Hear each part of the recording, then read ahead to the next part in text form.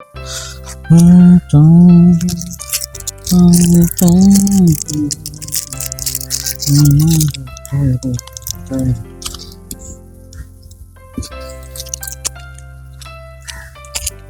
shit.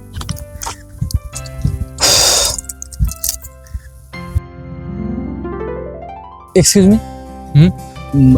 If you don't mind, আপনার কাছে কি ম্যাচ বা লাইটার হবে? আছে, এই নিন। Thank you.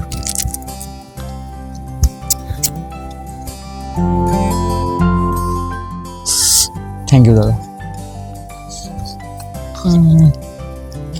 কিছু মনে করবেন না, একটা বিড়ি হবে? শিওর।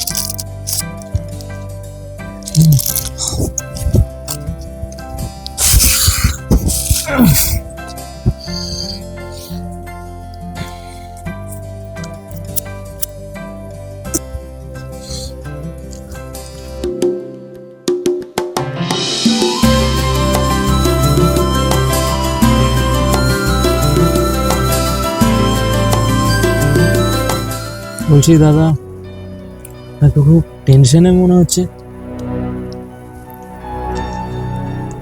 দাদা, আপনার খুব টেনশনে আছেন মনে হচ্ছে। না না, এই আর কি। যাই হোক, আপনি এখানেই থাকেন? হ্যাঁ, এই বিক্রমপুরেই থাকা হয়।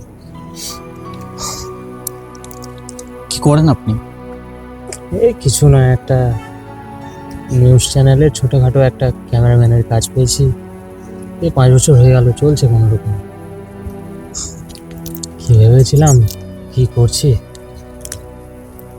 ভেবেছিলাম নিজের অ্যাক্টিংয়ে ক্যারিয়ার করব, নিজের ফ্যামিলিকে দেখবো ভালোভাবে, ছোট বোনের বিয়ে দেব।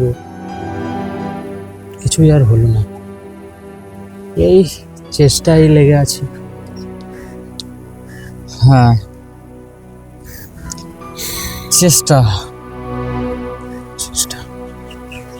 জানেন তো, চেষ্টা এমন একটা শব্দ,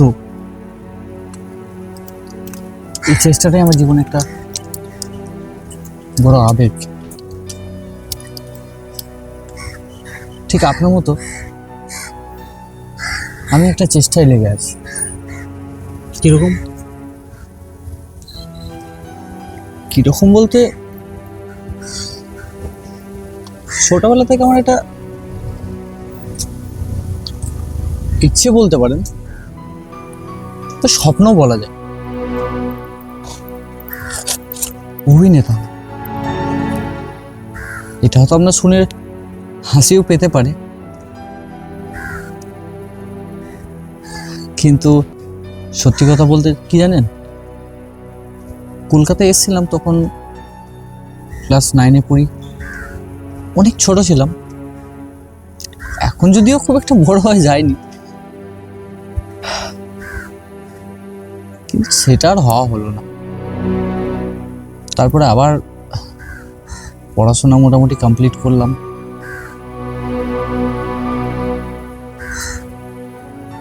যাই হোক, আমি কোথাও যেন হারিয়ে যাচ্ছি। আপনিই বা কেন আমার গল্প শুনবেন বলুন? আপনার বিরক্ত লাগবে, ছাড়ুন এসব কথা। না না, বলুন না। তাহলে বলি শুনুন। ওই যে ক্লাস 9-এ আমি ছেড়েছিলাম, তার পেছনে কারণ কিছু নেই, কারণ তখন আর্থিক একটা আমার দুরবস্থা ছিল। তখন আমার ব্যক্তিগত কোনো ইনকাম ছিল না, আর ফ্যামিলি সাপোর্ট সে কথা কি বলবো।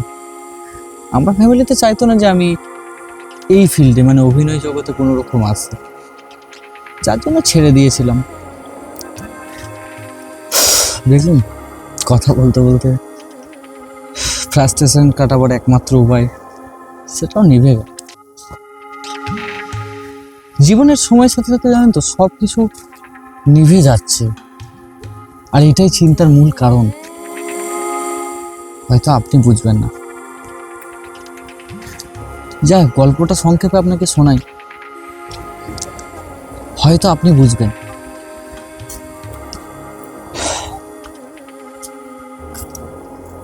ওই যে ক্লাস 9-এ অভিনয়টা ত্যাগ করেছিলাম জীবন থাকতে, তারপর আবার যথারীতি পড়াশোনা, একটা গ্রাম্য পরিবেশে যেমন একটা ছেলের জীবন কাটে, পরিবার, সব কিছুর সাথে বড় হয়ে ওঠা, এইভাবেই চলতে থাকে এবং পড়াশোনাটাকে কন্টিনিউ করতে থাকে।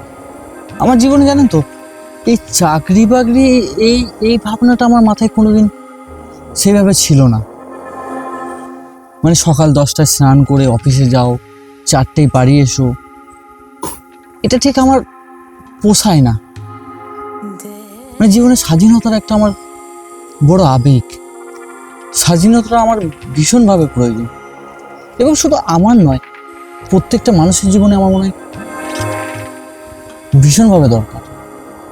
হয়তো পেটের জ্বালায় আজকে অনেকজনই চাকুরিজীবী করতে হয়, কিন্তু আদৌ আপনি ভেবে দেখুন তো তারা কতটুকু সুখী আজকে। দেখ, সেটা তাদের ব্যাপার, আমি মূল প্রসঙ্গে আসি। এইভাবে চলতে থাকে, একটা সময় পর না হঠাৎ মাথায় আবার পোকাটা জেগে ওঠে। মানে পোকা বলে ভাববেন না যে আমার মাথার কোনো সমস্যা আছে, মানে অভিনয় নেশাটা জেগে ওঠে। আমিও তো সেই সেই চেষ্টাতেই লেগে আছি। মানে আপনিও অভিনয়ের চেষ্টা করছেন? হ্যাঁ, আরে তাহলে আপনাকে বলি, আপনি শুনুন। বলুন।